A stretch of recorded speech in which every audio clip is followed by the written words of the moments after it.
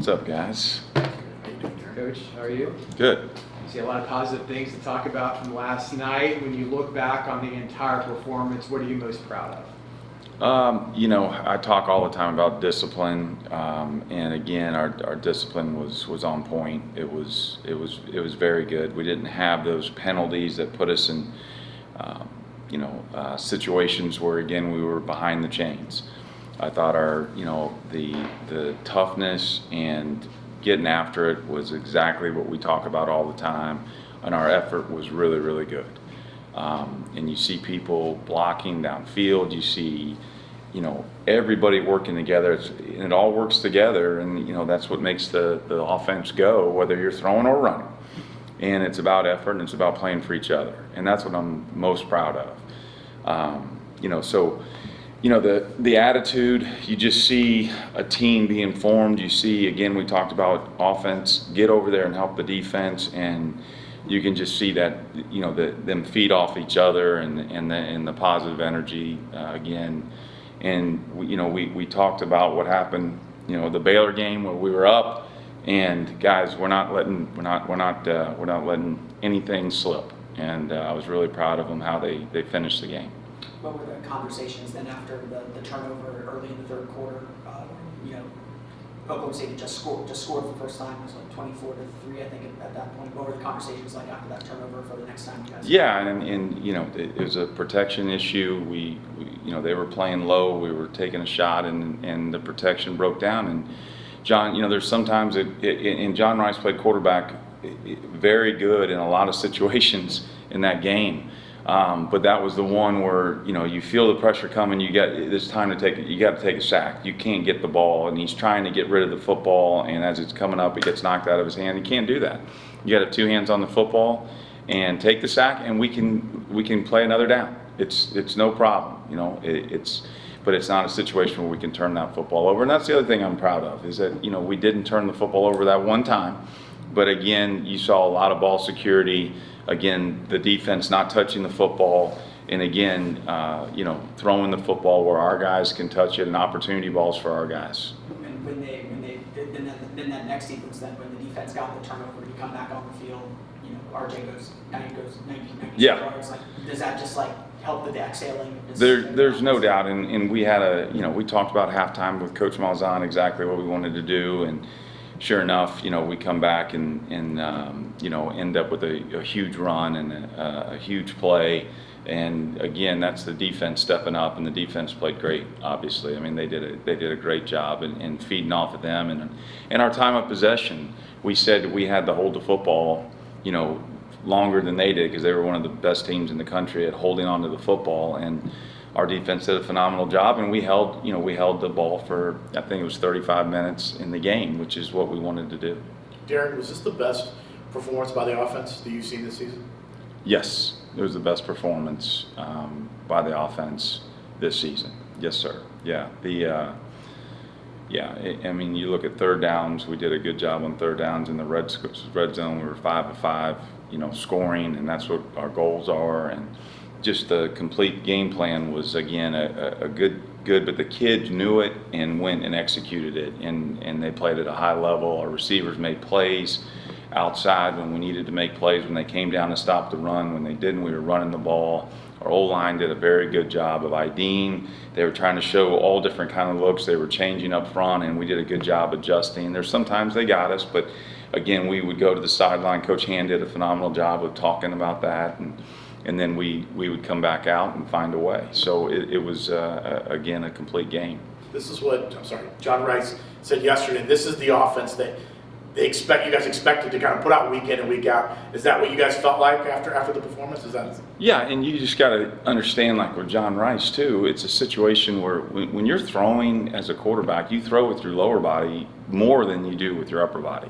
You don't just throw with one arm. You throw with your hips, your shoulders, and obviously your legs and your knees are torqued constantly. So you can see the progression as he continues to heal and get better and better and better. And you see the accuracy of where he was before he got injured. And I was really pleased with where he was throwing the ball and the targets that he threw and the opportunities that he threw. There's a lot of one-on-one balls that he threw it to where the receiver can catch it, the DB, away from the DB, and our receivers went and made plays. It seems like we're asking you a different question about center every week with using different names. What was behind the scenes this week that leads you to Okahi? Well, it was a situation where we were thinking, okay, and every week we do, what's the best 5 that we can put out there, and we came to the conclusion that Lakai at center would be our best opportunity to do that. And Kittler was ready to go. It was a situation where we just felt like that would be the best 5 to put up there and to put him in that position.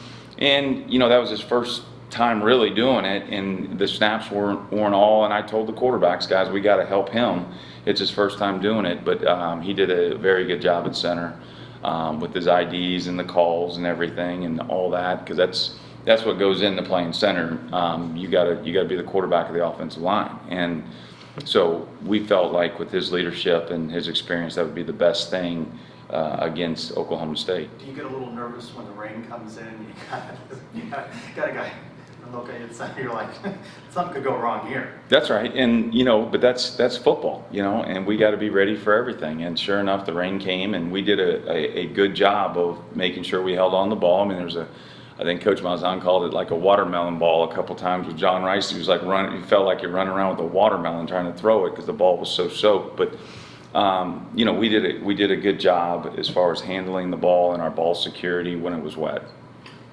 Do you see a situation where Lakai could continue moving forward at center, or is this again going to be week by week? You're going to keep trying to find the best. Yeah, we're going to go in there and discuss it, and Coach Hand and Coach Malzahn, and we'll all discuss it and see what the best situation is. Coach Hand is doing a phenomenal job of getting those guys ready to play. So we'll come up with what the best situation is for this next game, and we'll figure what that is, and we'll get ready and go practice. And again, the good thing is that when you move Lakai to center, we move guys around, but they've all played. It wasn't like we're inserting a right guard that hasn't played all season. It was a situation, and Marcellus had to go play right guard, which was, he had played left guard, he's played right tackle, but he's been playing. And so that was what we felt was the best 5 to put out there for this game. And again, there was a lot of good executions, a lot of things we got to clean up, and again, we'll decide what the best 5 is for this week. What does it say about the adaptability of these guys?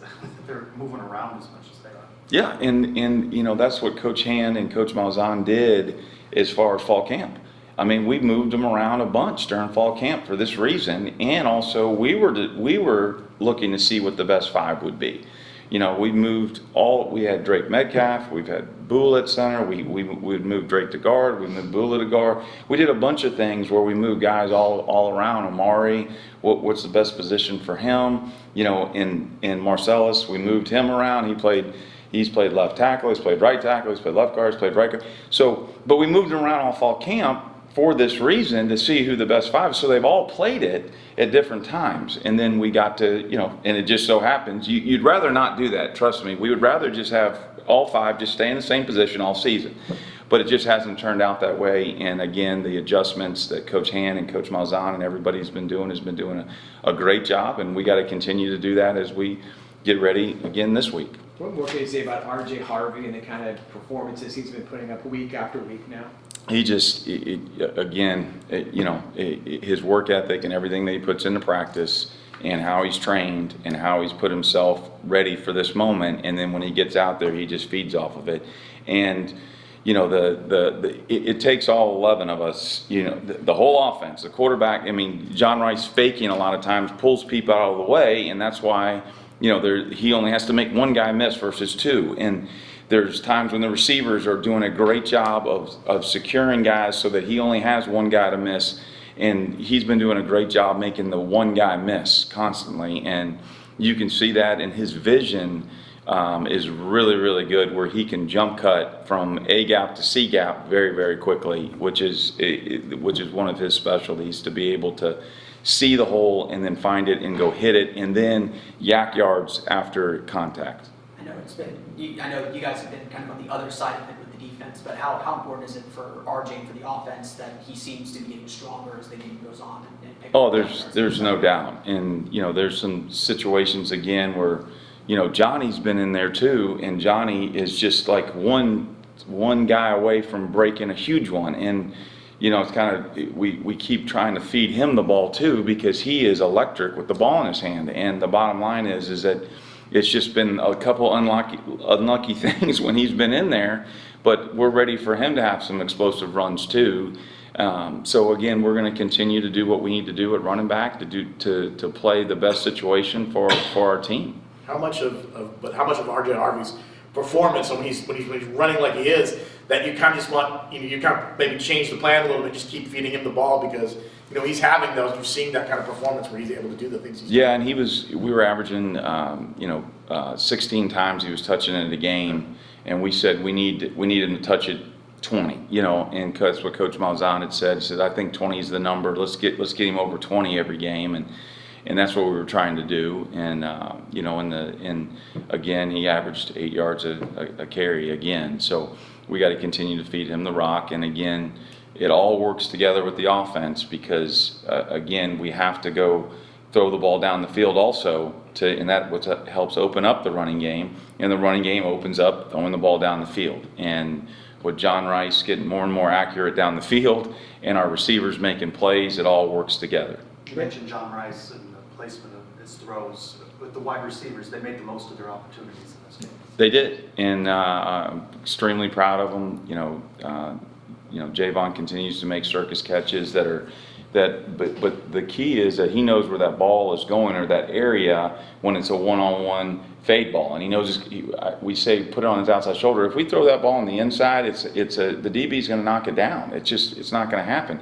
But that ball was thrown on the outside shoulder every time, and it gives him an opportunity to be able to go up and go make plays. Same thing with Kobe, and Kobe made some big catches. A couple throws in the red zone that John Rice, when we get down there, he's got to throw them a little quicker and a little faster, because it's when you get in that red zone, it speeds up. Everything happens quicker. So, we got to continue to get better every week, which is what we've been doing, and continue to do that. Can you feel the wide receivers having more confidence knowing that the ball's going to be where it's... There's no doubt about that. And it all happens in practice. It happens on Tuesday, Wednesday, Thursday, Friday, all the way through, that confidence, and you can just feel it growing. And John Rice had a very good week last week, and it showed on Saturday. As a UCF guy, what do you think about the space game, the atmosphere, even when it started to rain, and then the students being able to rush the field afterward? Oh, it was an incredible game, and again, I take it one play at a time, and in those situations, I'm always, looking at, what's the next thing that we got to call, what's the next situation, what's the next third downs, all those kind of situations. But it was a great atmosphere, and the Night Nation was incredible, and we got to continue to bring it here for every time that we're there. But to see the students, when I was trying to come out of the box, and I can't even get to the locker room because they were all crowding up there, and I can't even get near our players or anything. So it was special to be able to feel that, and again, to get that huge win at home.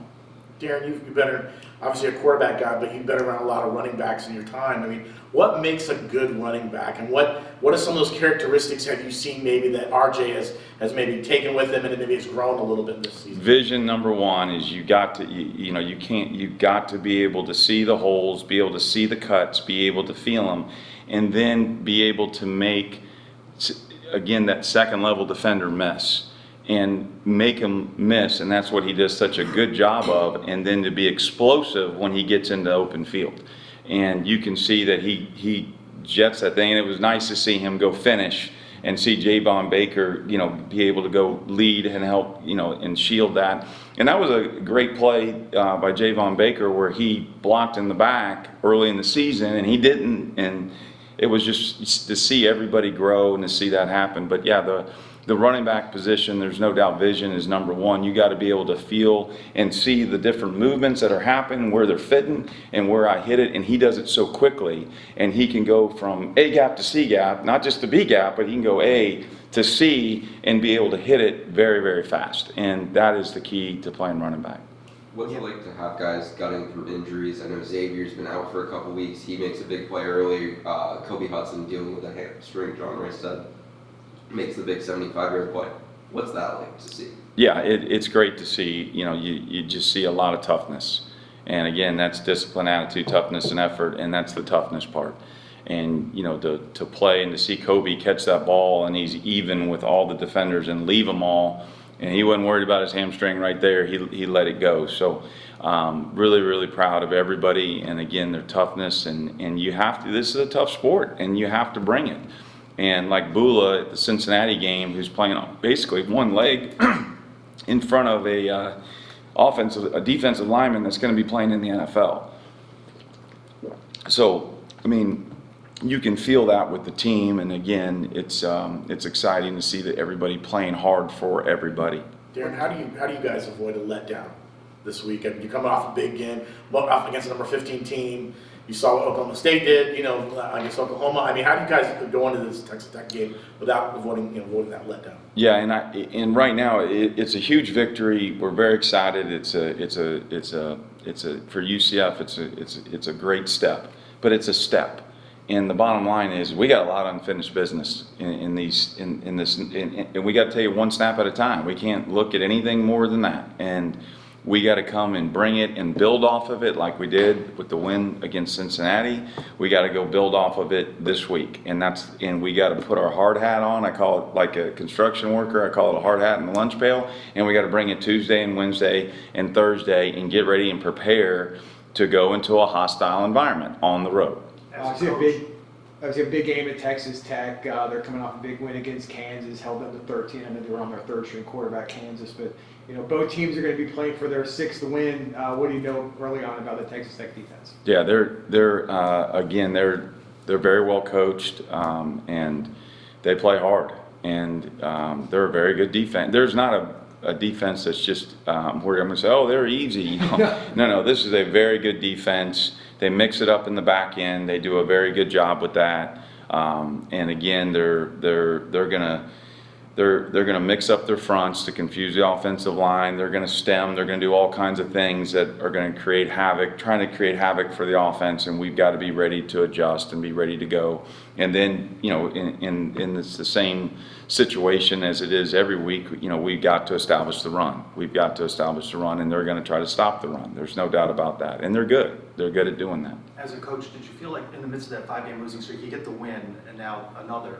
Does it feel like the pressure came off after that Cincinnati win? The team looser in their approach? You know,